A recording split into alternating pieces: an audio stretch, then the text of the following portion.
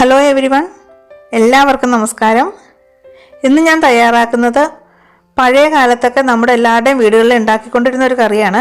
Traditional ആയിട്ടുള്ള കുമ്പളങ്ങ ചേർത്ത മോര് കറി. അപ്പോൾ ഇത് തയ്യാറാക്കുന്നത് എങ്ങനെയാണെന്ന് നോക്കിയാലോ.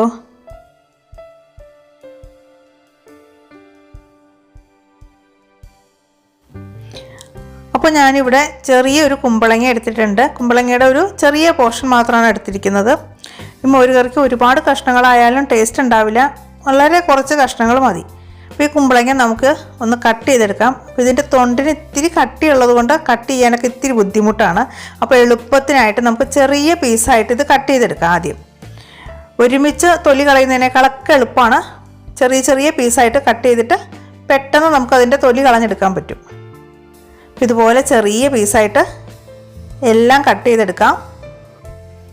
പണ്ടൊക്കെ ഇത് നമ്മുടെ പറമ്പിൽ ഒരു പരിചരണം ഇല്ലാണ്ട് വെറുതെ ഇഷ്ടംപോലെ ഉണ്ടായിക്കൊണ്ടിരുന്ന സാധനമാണ്. ഇപ്പോൾ ഒക്കെ വളരെ കുറച്ച് സ്ഥലങ്ങളും കുറവാണ്, വളരെ കുറച്ച് മാത്രമാണ് ഇതൊക്കെ ഉണ്ടാവണുള്ളൂ. നമ്മുടെ പറമ്പിലൊക്കെ ഉണ്ടാവുന്ന കുമ്പളങ്ങയിൽ കുറച്ചും കൂടെ ചാരമൊക്കെ പൂണ്ട് കുറച്ചുകൂടെ തൊലിക്ക് കട്ടിയാണ് അതിന്. പിന്നെ ചെറിയ സൈസ് കുമ്പളങ്ങ ഉണ്ടാവാറുണ്ട്, നെയ്ക്കുമ്പളങ്ങ എന്ന് പറയും. അത് വെച്ചിട്ട് മോര് കറി ഉണ്ടാക്കിയാലും നല്ല ടേസ്റ്റാണ് കേട്ടോ. പ്രത്യേകിച്ച് ഓലം തയ്യാറാക്കാനൊക്കെ ആയിട്ട് ആ ചെറിയ കുമ്പളങ്ങയാണ് ഏറ്റവും നല്ലത്. അപ്പോൾ ഇതുപോലെ നമുക്ക് തൊലിയൊക്കെ കളഞ്ഞിട്ട് അതിൻ്റെ ഉള്ളിലെ ആ കുരു എല്ലാം കളയണം. തൊലി കളയുന്ന സമയത്ത് ഒരിത്തിരി ഇതുപോലെ കയറ്റി കളയണം കേട്ടോ. ആ പച്ച കളറൊക്കെ ഉള്ളത് അങ്ങോട്ട് റിമൂവ് ചെയ്ത് കളയണം. അപ്പോൾ ഞാൻ കംപ്ലീറ്റും തൊലി കളഞ്ഞ് ക്ലീൻ ചെയ്തെടുത്തിട്ടുണ്ട്. ഇനി ഇത് ഓരോന്നും മീഡിയം വലുപ്പത്തിലുള്ള കഷ്ണങ്ങളാക്കിയിട്ട് മുറിച്ചെടുക്കാം. അപ്പോൾ മോര് കറിക്ക് എപ്പോഴും വലിയ കഷ്ണങ്ങൾ വേണം. എന്ന് വെച്ചാൽ ഒരുപാട് വലിയ കഷ്ണങ്ങളല്ല, തീരെ ചെറിയ കഷ്ണങ്ങളും ആവരുത്. അത്യാവശ്യം നമുക്ക് മോര് കറിയിൽ കാണാൻ പാകത്തിനുള്ള കഷ്ണങ്ങളാക്കിയിട്ട് വേണം മുറിച്ചെടുക്കാൻ. ഇപ്പം ഞാൻ മുഴുവനും ഇവിടെ കഷ്ണങ്ങളാക്കിയിട്ട് മുറിച്ചെടുത്തിട്ടുണ്ട്.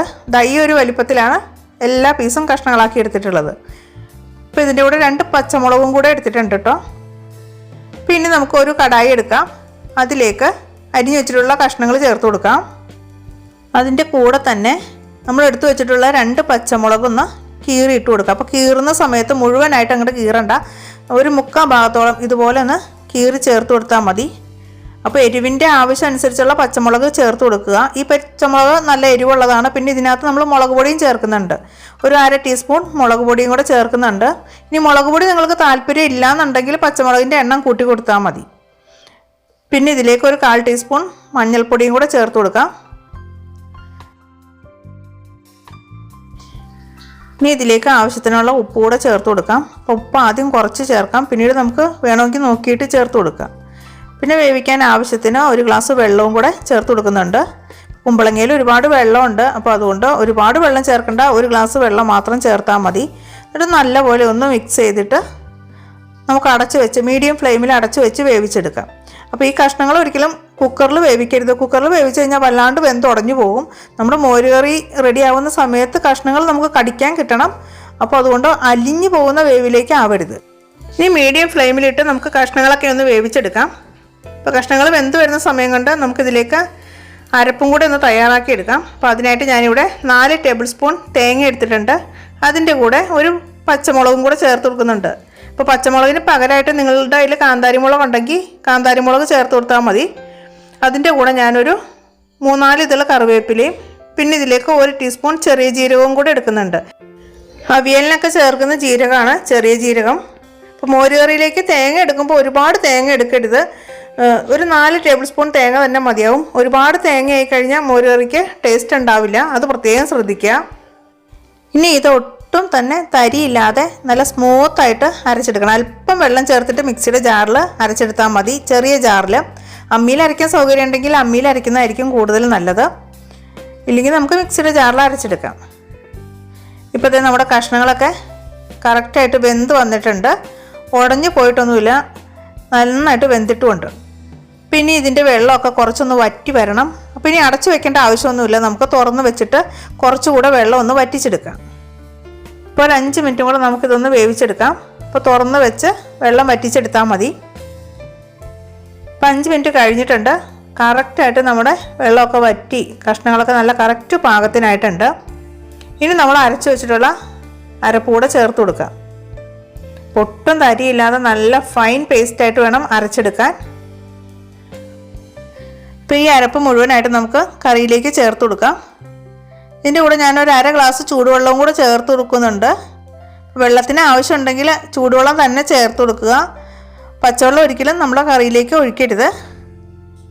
ഇനി നല്ലപോലെ ഒന്ന് മിക്സ് ചെയ്തെടുക്കുക.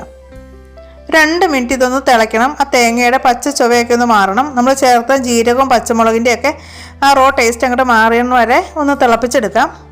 ഇപ്പോൾ തിളച്ച് വരുന്ന സമയത്ത് നന്നായിട്ടൊന്ന് മിക്സ് ചെയ്ത് കൊടുക്കണം. ഇല്ലെങ്കിൽ കറി പിരിഞ്ഞ പോലെ ഇരിക്കും.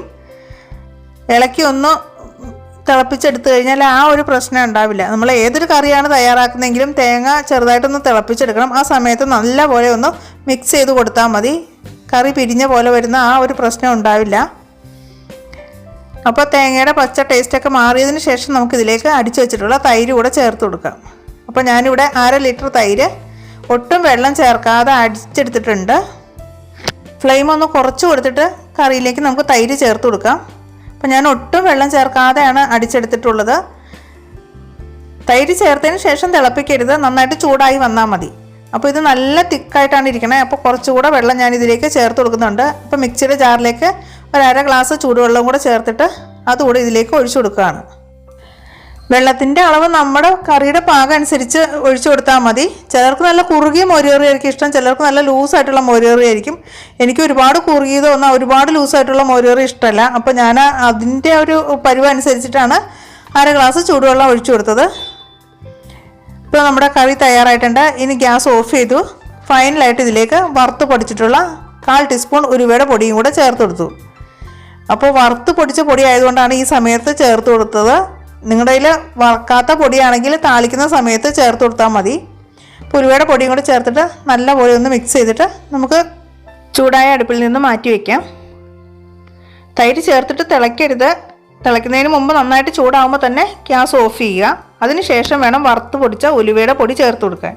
ഇനി നമുക്കിതിലേക്ക് താളിച്ച് ചേർക്കാം. അപ്പോൾ അതിനായിട്ട് ഒരു ഇരുമ്പ് ചൂടാക്കി അതിലേക്ക് ഞാനൊരു 2 ടേബിൾ സ്പൂൺ വെളിച്ചെണ്ണ ഒഴിച്ചു കൊടുത്തിട്ടുണ്ട്.